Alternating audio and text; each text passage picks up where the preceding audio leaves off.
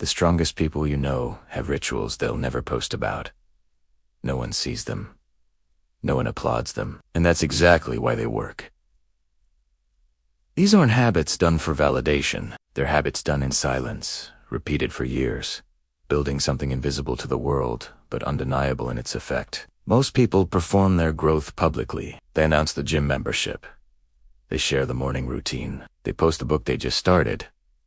But a small 1% is the opposite. They build in private. They struggle in private. And when results finally appear, everyone assumes it was luck or talent. It wasn't. It was silent, daily repetition that no one witnessed. Today, I'm giving you 10 things mentally strong people do completely alone. Things they never broadcast. Things that would lose their power if they did. These aren't glamorous. They're not designed to impress. But they're the reason some people seem unshakable, while others crumble at the first sign of pressure. One of these is something most people actively avoid, because it forces you to confront the parts of yourself you've been hiding from. Therapists call it the most underrated mental exercise that exists.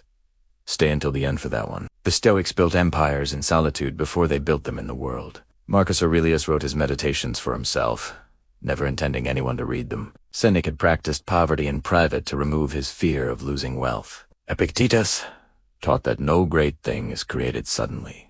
In plain terms, the work that matters most is the work no one claps for. Let's begin. Thing 1. They sit in complete silence without reaching for distraction. No music. No podcast. No scrolling. Just stillness. And for most people, this is terrifying, because silence forces you to hear everything you've been drowning out. Mentally strong people don't run from this. They schedule it. 5 minutes? 10 minutes. Sometimes an hour of nothing but their own thoughts. Unfiltered and uncomfortable.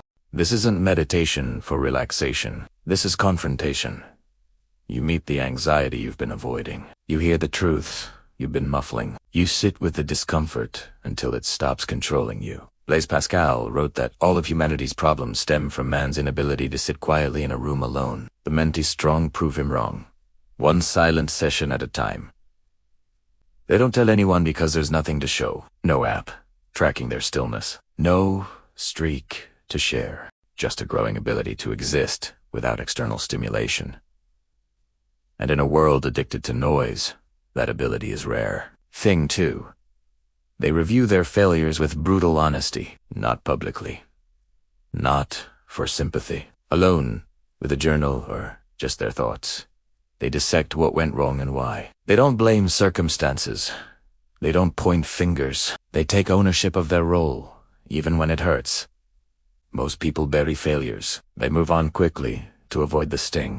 But mentally strong people know that unexamined failure is just future failure waiting to repeat. Seneca practiced what he called the evening review. Before sleep, he'd ask himself, what bad habit did I curb today?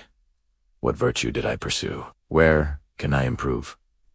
This wasn't self-punishment. It was self-correction. The reason they don't share this process is because it requires honesty that would make them look bad. They admit things in private they'd never say publicly, and that honesty is exactly what allows them to grow faster than everyone around them. Failure is only wasted if you refuse to study it. They don't refuse. They just don't advertise. Thing 3. They plan their days before the world wakes up. While others are sleeping or scrolling in bed, mentally strong people are already awake, mapping out their priorities. Not a vague to-do list. A deliberate design of how their time and energy will be invested. This isn't about being a morning person. It's about starting the day on offense instead of defense. When you plan in silence, you decide what matters before anyone else can tell you what's urgent. You protect your attention before distractions can steal it.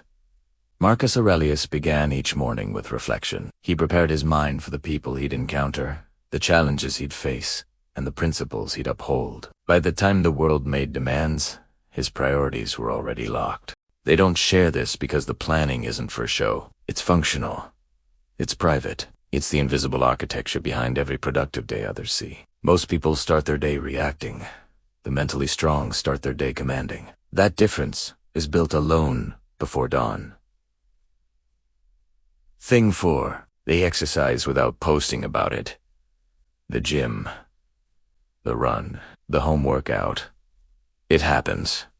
It just never hits social media. There's no selfie, no check-in, no inspirational caption. Who's the work done and forgotten? This matters because it reveals the real motive. When you remove the possibility of external validation, you find out if you're training for yourself or for applause. Mentally strong people discover the answer long ago. They train for themselves.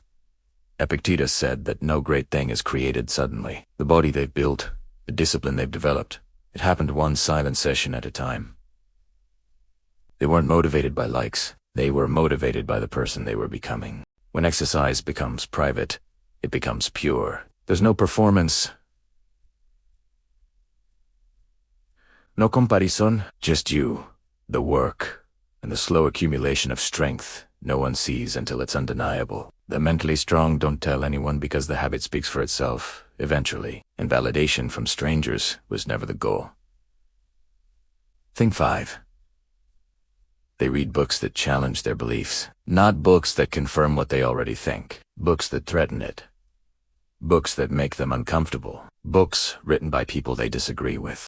This is intellectual strength training. Most people read for entertainment or reinforcement. Mentally strong people read for expansion, even when expansion is painful. Seneca read widely, including philosophers he opposed. He said he was willing to cross into the enemy's camp, not as a deserter, but as a scout. He wanted to understand opposing views, so his own would be stronger. They don't share these reading lists because the books would raise eyebrows. They might read philosophy from the opposite end of the spectrum. They might study religions they don't practice. They might explore ideas that would make their social circle uncomfortable.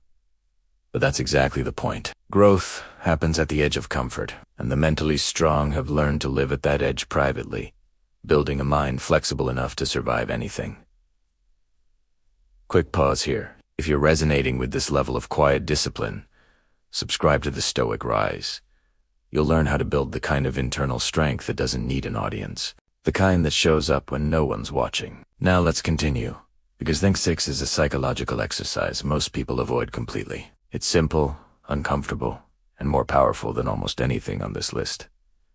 Think 6. They practice saying no before they need to, out loud, alone, in front of a mirror, or just in an empty room. They rehearse the boundary before the moment arrives. This sounds strange until you realize why it works. Most people fail to set boundaries, not because they don't know they should, but because the words won't come out when pressure hits. The mentally strong remove that barrier by practicing in advance. They say things like, I co.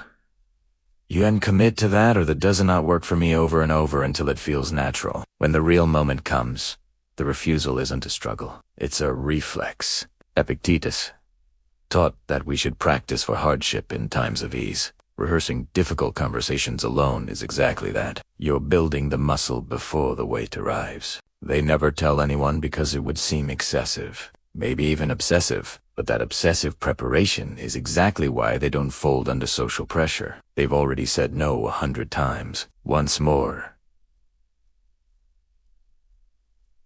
is nothing.